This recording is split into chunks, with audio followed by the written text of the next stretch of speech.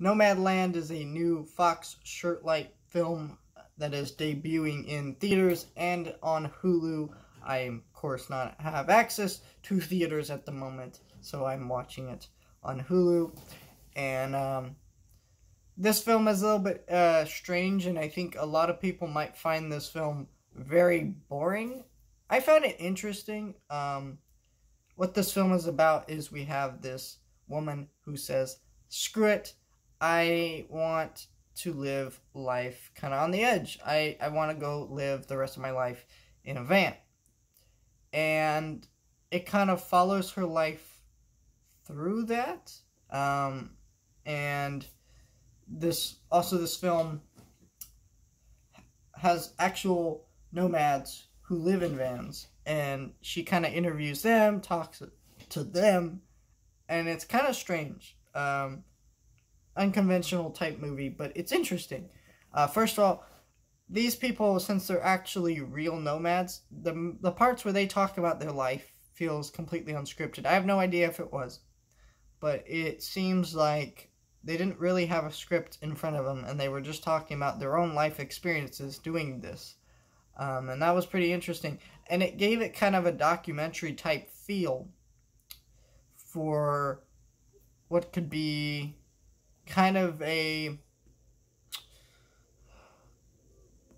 just really unconventional, bad, boring movie.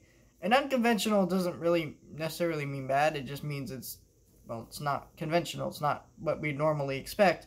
But, you know, to get an audience sold on something that's not conventional, you have to do something to make it work.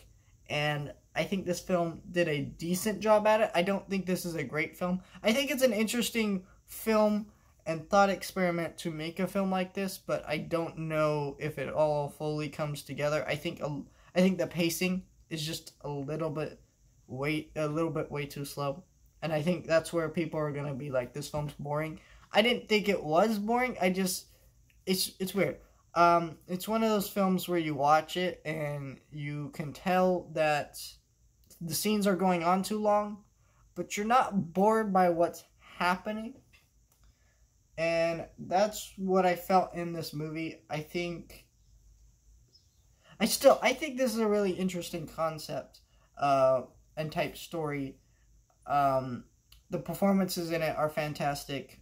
For, you know, the actual actor involved, I'm forgetting her name. The actress does a great job, and she has a great performance within this film. And I think it's a interesting film.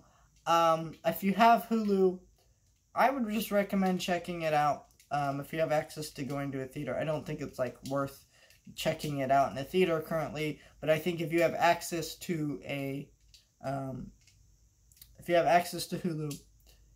and it sounds interesting to you, or might sound interesting to you, I recommend just trying it out, because what's the harm, right? If it doesn't engage you too much, you can actually just shut the movie off. That's what happens with most movies on streaming. So I think that's kind of bunk, but you know, some people do that, and that's what I recommend. I'm gonna give it a 7 out of 10. It's closer to a 6 than a 7, but I'm gonna give it a 7.